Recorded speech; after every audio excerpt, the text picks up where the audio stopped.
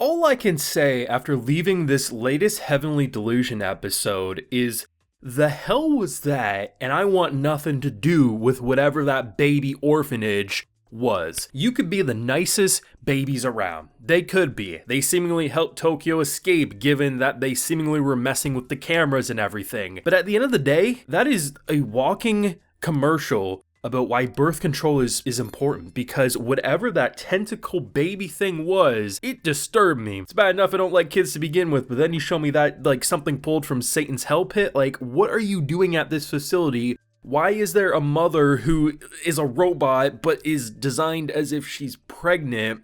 Is she the one popping out said babies? And if so, why? Because I was under the assumption that all these kids that seemingly are superhuman outside of one right now, who was doing Spider-Man maneuvers, getting killed but bouncing off like it was just a fly that buzzed by you. I thought they were raising them to be these superhumans.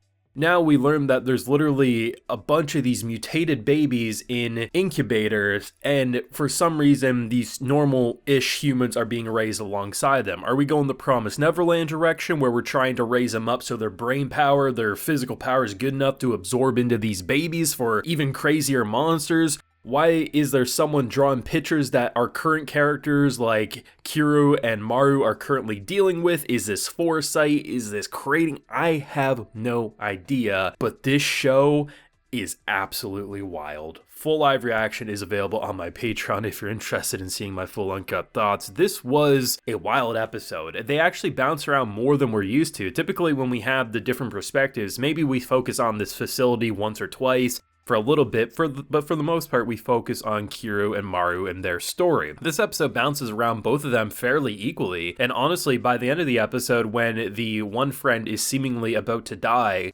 the famous last words of "run away" pretty much everyone sees coming, though I was expecting them to say, oh yeah, this is a farm or something. I was like, okay, we definitely need to run. But no, like, there's something wrong with this facility. At first, when it looked like Tokyo, because like they were trying to climb up this wall to go see the babies, one is like Spider-Man has like these weird things on the fingers that seemingly let you like climb up walls potentially. And honestly, when that was happening, I was like, well, there's no way you're doing this. And seemingly the most normal person in that entire school, orphanage, whatever you want to call it, uses that one thing that kind of pushes you up that we saw the one character fall off and should have killed them, but they bounced it off like it was nothing. Didn't pop up on the cameras. I was like, oh, maybe it's because like they're special, right? Or, you know, this girl's special or something like that. No. Instead, it seems like they're trying to make us say that the babies are the reason. Like, that seems to be the direction, because the way they focus once the alarm goes off, they kind of focus real in on the one baby, seemingly having a connection with Tokyo. And in doing so, I think they're trying to say that the babies are the one responsible with messing with everything, but there's a lot of uncertainty because I'm still under the assumption that this facility is the past, and the characters that we're following, Kiryu and Maru, are the present day content. Now, there's a lot of mystery surrounding this facility, and more so after this episode.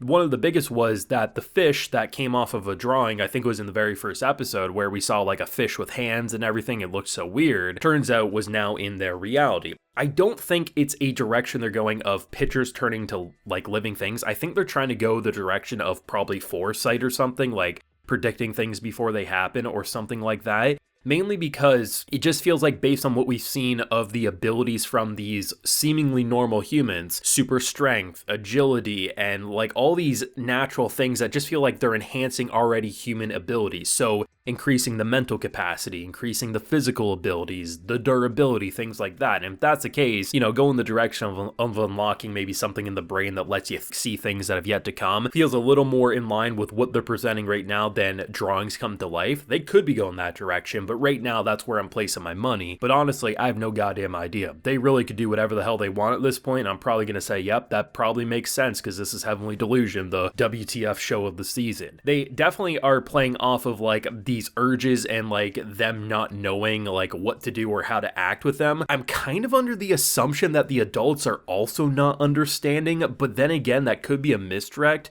So there's a lot of like sexual tension because, I mean, you're being raised by robots and whatever the hell Mother Dearest popping out these babies are. They don't have sex ed, they don't know what the hell they're feeling, so they just kind of go buck wild. And honestly, we get some awkward AF shots where like characters are saying, I want to eat you, and characters are like, I don't know what that means, but okay.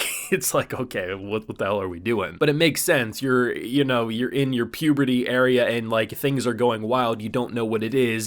And you got no one really to teach you what's what. But what's interesting is at one point when they're monitoring everyone, like 2 of the adults are like, why are they kissing? They almost acted like they didn't understand the concept themselves. So I'm curious if they're going the direction of like everyone's oblivious and the robots are just doing whatever the hell they're doing to create more monsters potentially. I don't know. Either way, like, it's interesting to say the least. Though I have to say, the way they dealt with the fish monster was brilliant. Now, I didn't understand what was happening at first. Like, I mean, when you just see them just kind of like chill, well, one's freaking out, trying to pull the door open, the other is just chilling, almost ready to smoke a blunt himself. I was like, okay, what's going on here? The fact that you dried out the fish by bringing him to the marijuana room where there's literally no moisture, and I was like, okay, that's actually kind of hilarious, and the shot of it just completely baked out. Like, that is like the perfect meme template of like, this is why you don't hold on to the blunt too long because it just knocks your rate out. And I was like, that was fantastic. I actually thought they had more shots than just the one that was left. I'm not sure if I'm miscounting because I think there's supposed to be 3 shots per like charge of their gun. But it felt like we just charged it up. So maybe they can go the direction of like they can increase the power of the shot, which drains more ammo than just like if you do a basic one.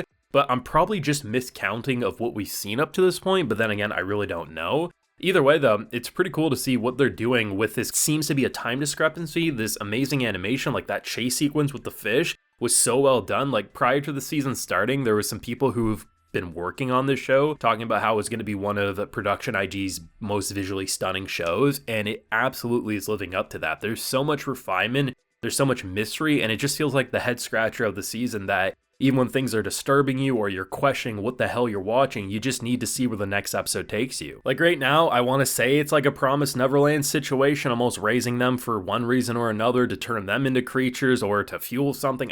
I really don't know. But all I know is that whatever they're doing to these kids, we didn't need the dying kid to say run for us to probably collectively agree as a majority of the people watching the show that you should probably run. Right now, it feels like Tokyo is the one character that hasn't been superhuman-ified in some way. Like, you can't jump higher than everyone else. Like, it just feels like a very normal kid compared to the rest.